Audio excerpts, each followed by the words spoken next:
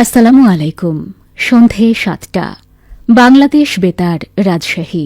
স্থানীয় সংবাদ পড়ছি সাজরিন খান খুশবু। মার্কিন ট্রেজারি বিভাগের আন্তর্জাতিক অর্থ বিষয়ক সহকারী সচিব ব্রেন্ট নেইম্যান দ্বিপক্ষীয় সম্পর্কের বিষয়ে আলোচনার জন্য তার দেশের প্রতিনিধি দলের নেতৃত্ব দিতে আজ সকালে ঢাকায় পৌঁছেছেন। পররাষ্ট্র মন্ত্রণালয় সূত্র জানায়, রাজধানীর হজরত শাহজালাল আন্তর্জাতিক বিমানবন্দরে পররাষ্ট্র মন্ত্রণালয়ের মহাপরিচালক খন্দকার মাসুদুল আলম তাকে স্বাগত জানান। প্রধান উপদেষ্টা নোবেল বিজয়ী অর্থনীতিবিদ অধ্যাপক মোহাম্মদ ইউনুসের নেতৃত্বে অন্তর্বর্তী সরকার গঠনের পর যুক্তরাষ্ট্রের প্রথম উচ্চ পর্যায়ের প্রতিনিধি দলকে স্বাগত জানিয়ে ঢাকা একটি ব্যাপক ও বহুমুখী আলোচনার জন্য প্রস্তুত রয়েছে।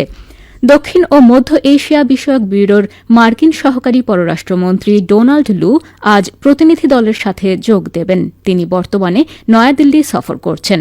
মার্কিন প্রতিনিধি দলটি প্রধান উপদেষ্টা অধ্যাপক মোহাম্মদ ইউনুস, পররাষ্ট্র বিষয়ক উপদেষ্টা মোহাম্মদ তৌহিদ হোসেন ও অর্থ উপদেষ্টা ড সালেহ উদ্দিন আহমেদের সঙ্গে বৈঠক ছাড়াও অন্যান্য আনুষ্ঠানিক বৈঠকে অংশ নেওয়ার কথা রয়েছে। পররাষ্ট্র সচিব সফর প্রসঙ্গে গণমাধ্যমকে বলেন, আলোচনায় শুধু একটি বিষয় নয়, বিস্তৃত বিষয় থাকবে। মার্কিন পররাষ্ট্র দপ্তরের একজন মুখপাত্র জানিয়েছেন, আলোচনায় যুক্তরাষ্ট্র কিভাবে বাংলাদেশের অর্থনৈতিক প্রবৃদ্ধি, আর্থিক স্থিতিশীলতা ও উন্নয়ন অগ্রাধিকারে অবদান রাখতে পারে তা নিয়ে আলোচনা করা হবে। স্টেট ডিপার্টমেন্ট জানিয়েছে, এই সফরকালে সহকারী সেক্রেটারি লু ইন্দো প্যাসিফিক অঞ্চল জুড়ে অর্থনৈতিক প্রবৃদ্ধি ও আর্থিক স্থিতিশীলতা জোরদারে যুক্তরাষ্ট্রের প্রতিশ্রুতি পুনর্ব্যক্ত করবেন। ঢাকায় লু অন্তর্বর্তী সরকারের সঙ্গে বৈঠকের জন্য একটি আন্তঃসংস্থা প্রতিনিধি দলে যোগ দেবেন। প্রতিনিধি দলে মার্কিন ট্রেজারি বিভাগ, ইউএসএআইডি ও মার্কিন বাণিজ্য প্রতিনিধি অফিসের প্রতিনিধিরা থাকবেন। নতুন রাজনৈতিক পরিস্থিতিতে দ্বিপক্ষীয় সম্পর্কের অগ্রগতি নিয়ে আলোচনা হবে। রাজশাহী মহানগরীকে আবর্জনা মুক্ত, ব্যানার, ফেস্টুন, পোস্টার, বিলবোর্ড, অবৈধ দখলমুক্ত ও ব্যাটারি চালিত অটোরিকশা চলাচল নিয়ন্ত্রণের লক্ষ্যে নানা উদ্যোগ গ্রহণ করেছে রাজশাহী সিটি কর্পোরেশন। সিটি কর্পোরেশনের প্রশাসক ও বিভাগীয় কমিশনার ড দেওয়ান মোহাম্মদ হুমায়ুন কবিরের নির্দেশনায় ইতোমধ্যে নগরবাসীকে সচেতন করতে এ বিষয়ে নগরীতে মাইকিং সহ গণমাধ্যমে বিভিন্ন প্রচার কার্যক্রম পরিচালনা করা হচ্ছে। সিটি কর্পোরেশন জানায়, নগরীতে সম্প্রতি বিভিন্ন প্রতিষ্ঠান ও ব্যক্তি রাজশাহী মহানগরী এলাকায় সড়ক, গাছ, দৃষ্টিনন্দন সড়কবাতির খুঁটিসহ বিভিন্ন স্থাপনায় যত্রতত্র ব্যানার, পোস্টার, ফেস্টুন লাগাচ্ছেন, যা দণ্ডনীয় অপরাধ। এগুলো অতি দ্রুত নিজ দায়িত্বে সরিয়ে নিতে অনুরোধ করা হয়েছে।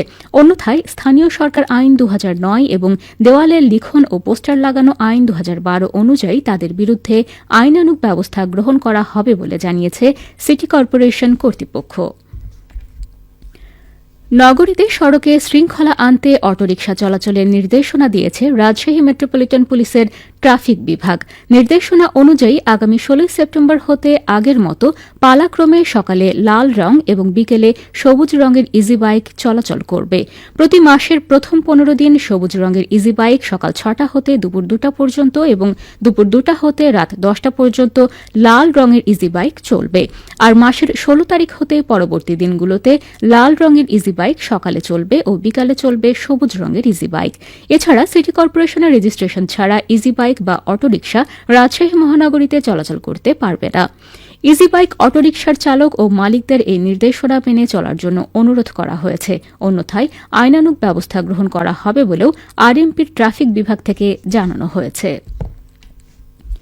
রাজশাহীতে ছাত্র আন্দোলনে ২ শিক্ষার্থী হত্যা মামলার অন্যতম আসামি জহিরুল ইসলাম রুবেল গ্রেফতার হয়েছে। গত রাতে কুমিল্লার দাউদকান্দি থেকে র্যাবের অভিযানে ধরা পড়ে সে।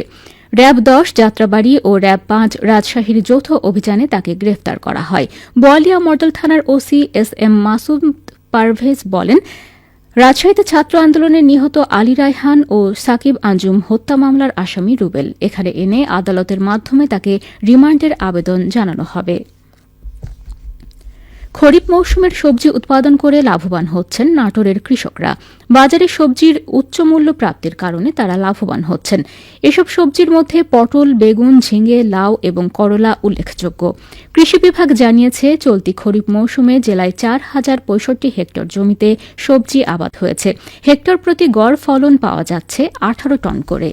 কৃষি সম্প্রসারণ অধিদপ্তর নাটোর জেলা কার্যালয়ের উপপরিচালক মোহাম্মদ আব্দুল ওয়াদুদ জানান, সবজি উৎপাদন এবং বিপণন ব্যবস্থাপনার উপরে কৃষকদের প্রয়োজনীয় পরামর্শ দিয়ে যাচ্ছে কৃষি বিভাগ। বাজারে সবজির উচ্চমূল্য থাকায় কৃষকরা সবজি চাষ করে লাভবান হচ্ছেন।